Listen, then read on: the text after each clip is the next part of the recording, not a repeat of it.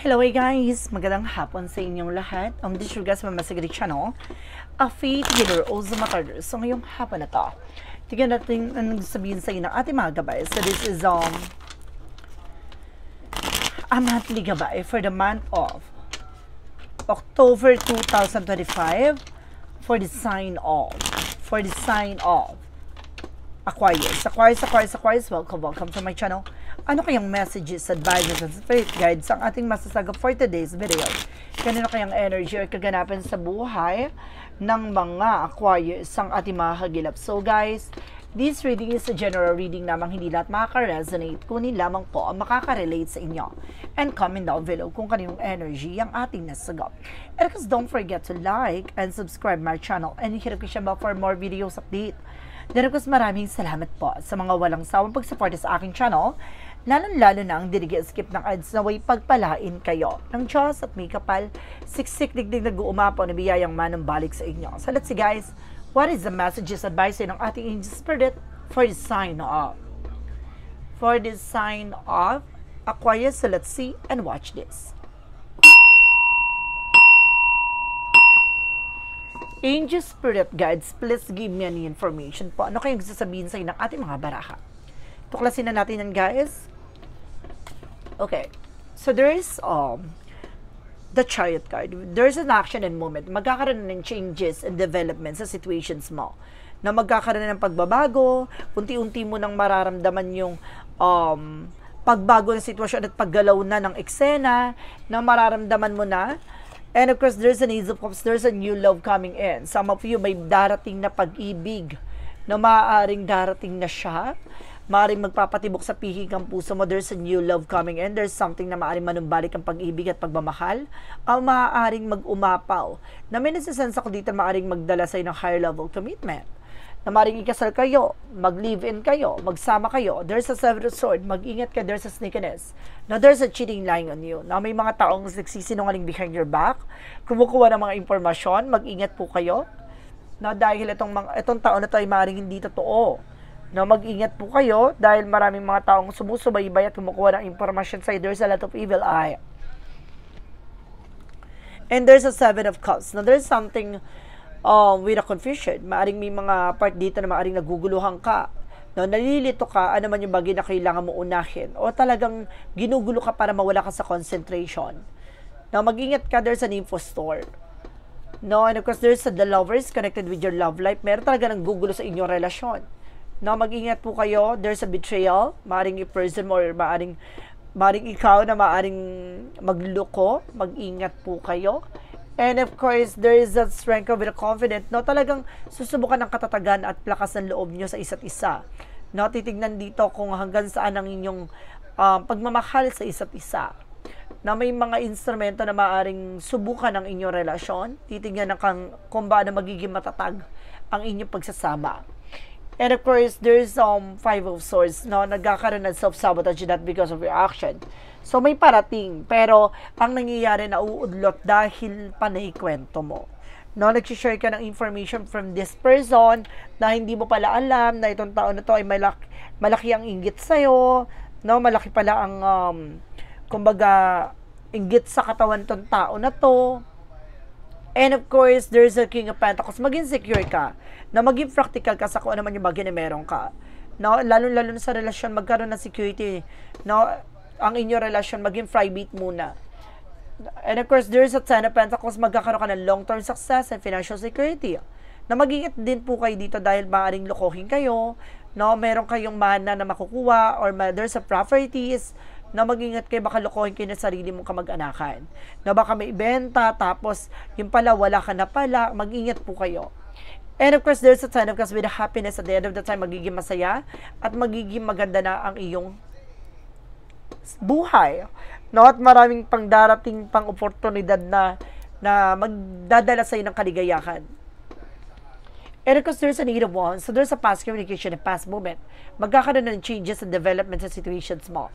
Na mararamdaman mo na yung pagbabago, makakaramdam ka na ng mga changes dito, lalo sa relasyon, na magkakaroon ka ng travel, a lot of communication, a lot of transactions, Now, at the same time, there's an Ace of Wands, so there's a new project coming in. Magkakaroon ka ng mga bagong proyekto, plano, na maaaring magdala sa'yo na para lalong lumakas ang iyong loob.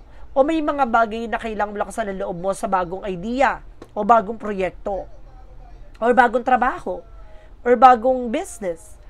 No additional messages. So there is the Queen of Pentacles. No, maging mature ka how to manage and control your finances. No, parang susubukin ka dito. No, kung hanggang saan ang iyong katatagan. No, kung titingnan dito kung magiging mas mature ka ba, mas magiging matalino at wise ka ba. And of course, there's a 2 of Cups with a partnership. Mag-ingat ka sa mga taong nakakasalamuha mo. There's unconditional love. Yung person mo talagang mahal na mahal mo. Kaya kailangan mas maganda magiging private na lang ang relationship. No? Kasi the more kasing public yan, maraming mga taong, di ba, naiinggit, ganon. And there's a 4 of Swords. So, meron ditong susubukang gayumahin ng person mo. No? Mag-ingat po kayo, baka, yun nga, no, magayuma para mag-betray sa'yo. Lokohin ka. There's a sneakiness. Talaga meron taong kumbaga gustong kumuha ng bagay na meron ka. No? Meron akong nasense sa hypnotize na baka hypnotize yung person mo para magsunod-sunuran, no, sa gagawin. Kasi there's a sneakiness dito where there's a cheating, lying, impostor. And of course, there's an effort. Maging mature kayo sa lahat ng mga desisyon nyo, sa gagawin nyo sa buhay nyo. Alam nyo, maligay at masaya ang pamilya nyo. No, may mga tao lang talagang ganid, no, talagang inggit. And there's a tower moment for major changes. There's a major changes coming in pagdating sa relasyon, pagdating sa pamilya. No, lalo na to sa pagdating sa relasyon, malaking pagbabago magaganap. Talagang may taong gustong sumira at may taong gustong guluhin ang inyong pagsasama. And there's a 4 of Wands. There's a celebration coming in. No? Kumbaga, some of you, lilipat ng tahanan, that's good. No, lumipat kayo, there's a toxic environment talaga. No, at of course, huwag kayo nakikipag-ugnayan sa mga nasa sa paligid nyo na it's either a friend of yours, no, and family related na alam nyong toxic. For the outcome, there's a Empress card for River. No, disconnect from the word self-love, self-care. Alagaan yung sarili, mahalin yung sarili. Tutukan ang inyong sarili. No, there's a blessing coming in. There's something, the 4 of Cups. No, just reevaluate or analyze. So, may mga bagay dito kailangan nyo pag-isipan. Liwanagin at klaruhin. No, maaaring may gayuma talaga ako na sense dito. Mag-ingat po kayo, ha. Baka idaan sa pagkain. No? And there's a 10 of Wands, something burden. May bagay na nagbibigay pabigat. No? Kaya pagigising mo, parang ang bigat-bigat na ng katawan mo. Yung pala, unti-unti kang ginagawa ng karamdaman dito. Para hindi ka makakilos, hindi ka makagalaw. Now, there's a justice card. Huwag ka mag-alala, makukuha mo yung justisyang nararapat sa'yo. The justice will be served. No, hindi natutulog ang karma. And of course, there's a page of serving curiosity. Now, there's a spy looking, watching at you. Kumukuha ng informasyon tong tao na to at lagi nakasubaybay sa inyo. And of course, guys, there's the High Priestess. Now, there's a hidden agenda or hidden enemies. Talaga may mystery sa likod dito. May taong may lihim, no, na inggit at talagang lihim na intensyon, no, para ano man yung bagay na mayroong kakunin. Alam nyo, hindi naman to, baka ang pinaka dito ay family related lang din. Or kaibigan. Malapit na kaibigan. Maaring connected sa'yo. Maaring ka mag-anak mo pa. So, let's see. What is additional messages, no? Pagdating sa finances and career, love life at kalusugan. Let's watch this. So, let's see. What is additional messages for finances and career, love life at kalusugan? Grabe itong buwan na to, ha? Buwan ng buwan ng parang kaalaman, no? Parang may bagay kang dapat matuklasan, no? Bago pa maghanap yung ganong pangyayari. Now, pagdating sa finances and career, there's a 6 of Swords. Now, there's a transition. Oh, unti-unti ka rin daw makakaalis sa hindi maganda sitwasyon. Makakalipat na rin kayo ng bahay. Na makakalipat na kayo ng tahanan. There's a star card. Makaka-recover na kayo for financial loss, financial difficulties. No, ano man yung bagay na napagdaanan nyo pagdating sa finances, makaka-recover na raw kayo. And there's a 9 of Cups. Now, there's a wish fulfillment. Double clarification, ha. Matutupad yung mga pangarap nyo pagdating sa negosyo, hanap buhay, or either sa resource of income. Now, there's a Hermit card. The answer you need is here. No, pagdating sa pera talaga, gaganda ang buhay nyo, lalago kayo. No, may bibigang liwanag dito. Bago pa mangyari to, matutuklasan mo na, no? And there is 8 of Cups. No, there is something moving forward. Makaka-move on talaga kayo. na makaka-recover kayo sa lahat ng to, lahat ng struggles na to, pagdating sa finances, luluwag ang inyong sitwasyon. And there's a 6 of Wands for victory, di ba? Tagumpay.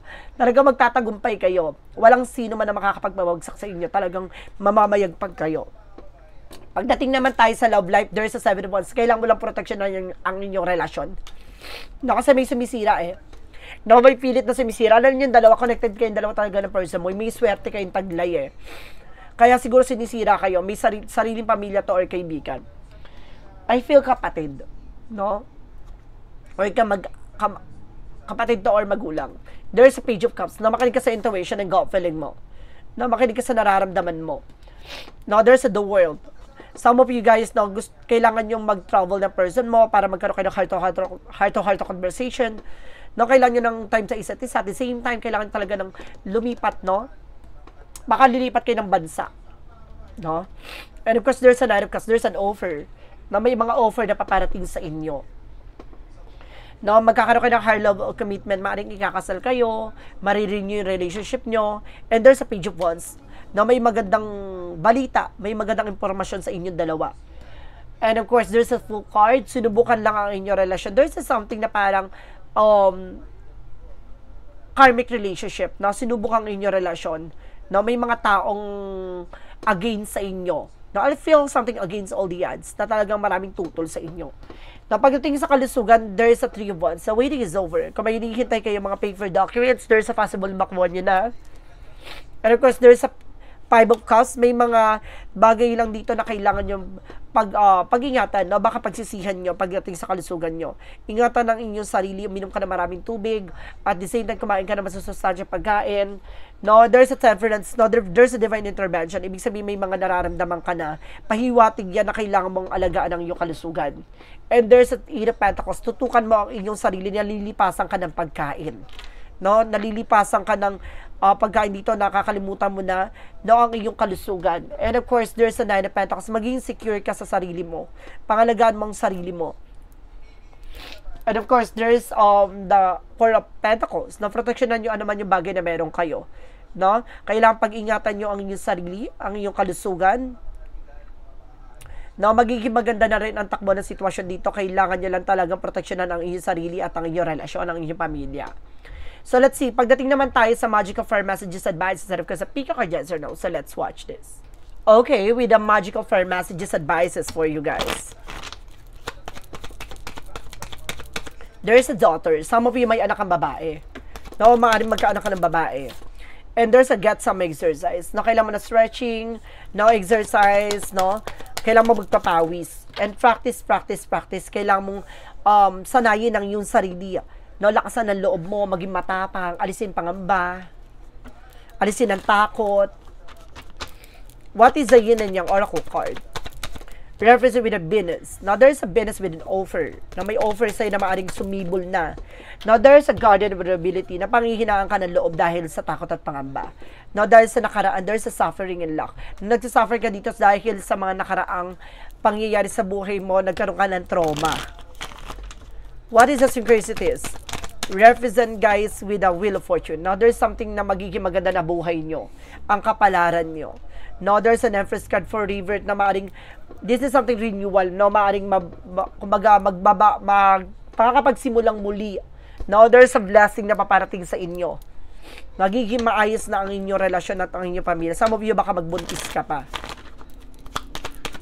With the Romance Angel for Mystic Love Oracle deck, there's a cheating, broken trust. Meron talagang nagloko, no? Meron talagang, kumbaga, sinira ang iyong tiwala. And there's a romantic feeling, no? But definitely, mahal ka nitong tao na to dahil lang siguro sa gayuma. No? Dahil pinikot siya, pinaikot yung utak niya. So ngayon, parang babalik na ulit yung pag-ibig at pagmamahal. And of course, your home is protected by angels. Protektado naman daw ng ating mga angel spirit ang inyong tahanan na. Ibig sabihin dito, nakapag-set ka na ng barrier, ng protections, nang sa ganun hindi ka napapasukan ng mga any negative attack, no? And there's a be not afraid, only believe. So, kailangan mong maniwala, no? Huwag kang matakot sa lahat na nangyayari. Pwede ka mangamba, pero magpatuloy ka, maniwala ka na lahat ng bagay na to ay there's a purpose with God. For angels messages with a Money Move Oracle deck. Now, there's a guardian angels na may gabay ka na tumutulong sa'yo, no? Trust your guardian angels. Magtiwala ka sa iyong gabay. No, hindi ka ililigaw nito, hindi ka dadalhin sa kapahamakan nito, dadalhin ka sa mas bagay na makakatulong sa'yo. And of course, there is a 0505 with unexpected shift. Ayahay, this number serves as a gentle nudge to pursue whatever interests you most. It's a possible that something could rock your boat, but you end up exactly where you belong, which could be in somebody's arms, your dream job or abroad, etc. So, ibig sabihin dito, may mga pagbabago magaganap sa buhay mo, may mga pangitain na may biglaang pagsubok na darating sa buhay nyo. Isang paalala lang nito na pinatitibay ang inyong relasyon at ang inyong pamilya. Kailangan mo lang makikinig sa gut feeling mo dahil maraming pasabog pang paparating sa buhay nyo. From Shadow Work Represent What? Ito itong buwan na to maraming pasabog na magaganap sa buhay nyo, kaya maghanda kayo. Battle within. Talagang may laban No, may mga bagay na talagang kailangan ipaglaban o may mga bagay na kailangan mong labanan. No, hindi lang sa ibang tao kundi sa sarili mo. There's an inner conflict. There is a clarifying for a love situation. Parang minsan nawawalan ka na ng pag-asa, minsan natatakot ka, minsan parang ayaw mo na ituloy itong eksena. Parang ganon. Na parang nagkakaroon ka ng struggle sa sarili mo.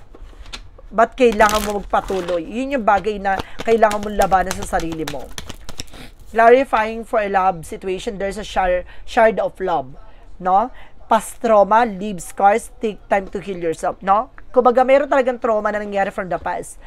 No? Kumbaga, nandun yung sakit No? Pero hindi dahil para saktan ka.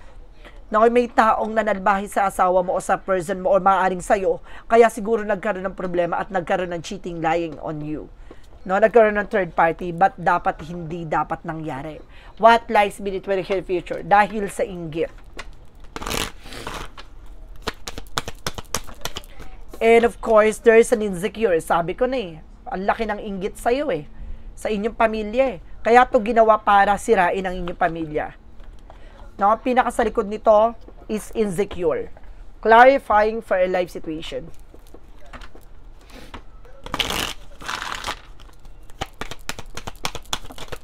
Represent, guys, with a feather of hope. May pag-asa. No, maaring darating yung araw na sumisimbolo tong parang balahibo, no? Na magdadala sa iyo ng pag-asa. Maaring nakakakita ka ng balahibo ng kumbaga ibon, no? Pakpak ng ibon yung pinaka feather niya. Nakakakita ka no, nagsisimbos ng promises of hope, no? Pag-asa. What is the path of the light represent what? What is the path of the light represent what? Represent with the victories. Talaga may tagumpay. Na magtatagumpay ka. I have grown with the universe discovering the higher wisdom that lead me to victory by directing my thoughts to clarity. I cultivate wisdom, my love, and kindness within myself. With this, I am free to embrace all that life offers me, knowing that I am guided and supported by divine light. So, magtatagumpay ka, alam mong protektado at ginagabayan ka ng ating angel spirit tulad with a guardian angel. May gabay o may tumutulong sa'yo na para magtagumpay sa likod ng mga karanasan, no? Akala mo, nandun ka na, akala mo, yun na yung mga pangyayari na ay katotohanan na yun. Hindi. Kumbaga may bagay kang madidiskubre. Sa likod ng mga pangyayari sa buhay mo, isang kasinungalingan kaya nangyari yun sa buhay mo. No? Kaya kailangan malantad ang katotohanan kasi kaya siguro nagkaroon ng third party that because of gayuma or yun nga, manipulator o manipulate or hypnotize na para guluhin ang isip ng person mo or ikaw. No? Para magkaroon kayo ng problema or complications. No? Nandito ang ating gabay na tinutulungan ka para basagin, tanggalin ano man yung uri ng ginawa sa inyong mahiga. What is up? Yes or no? Pick a card. Alamin natin yung magiging sagot sa tanong mo. Let's watch this. Okay, we're back. So, nandito na tayo, guys, with a yes or no, pick a card. Alamin natin to, guys. So, before anything else, kung bago ka sa channel ko, ang pick a card, yes or no, pwede ka magtanong. Isang tanong, isang sagot. No? Pipili ka within 1, 2, or 3. Kapag nakapag-isip ka na magiging sagot sa tanong mo, please comment down below. Now, of course, guys, kung ano number na PD mo ha. At the same time, maraming salamat po sa mga nag-share ng aking video sa anumang uri ng social media platforms. At maraming salamat po pala sa mga bagong subscriber ko, solid followers and subscribers natin sa masulok ng mundo. At sa mga silent viewers natin dyan, maraming salamat po sa inyo. Pasensya na po kayo kung bihira tayo makapag-upload. Gawa ng may mga pasyente po tayong walk-in. Dahil kasi may mga pasyente tayong online. So, gagawin po na natin lahat na makapag-upload tayo every single day.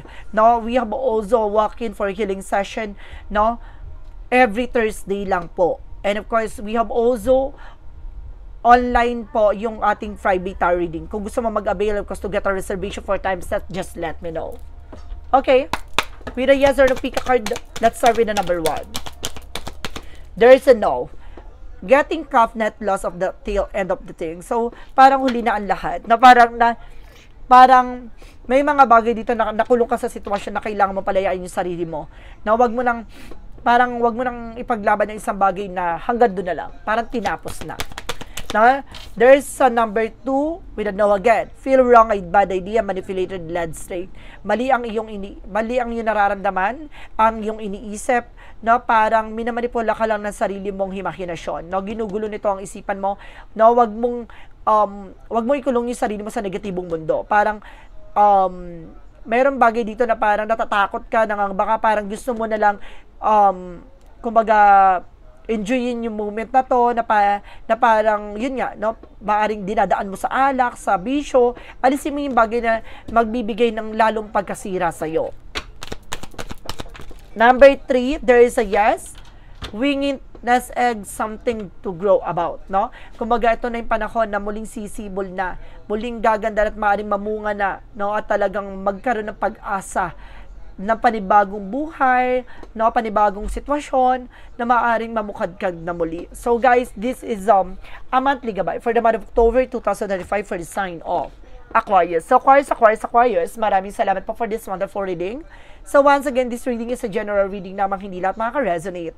Kunin lamang po makaka-relate sa inyo, comment down below kung kaninong energy ang ating nasagap. Don't forget to like and subscribe my channel and hit the question bell for more videos update. Then of course, maraming salamat po sa mga walang sawang pagsuporta sa aking channel, lalo na ang skip ng ads away pagpalain kayo ng Diyos at may kapal siksik liglig na guumapaw na biyayang manong balik sa inyo. At maraming salamat guys, and see the next video. Bye bye and babush!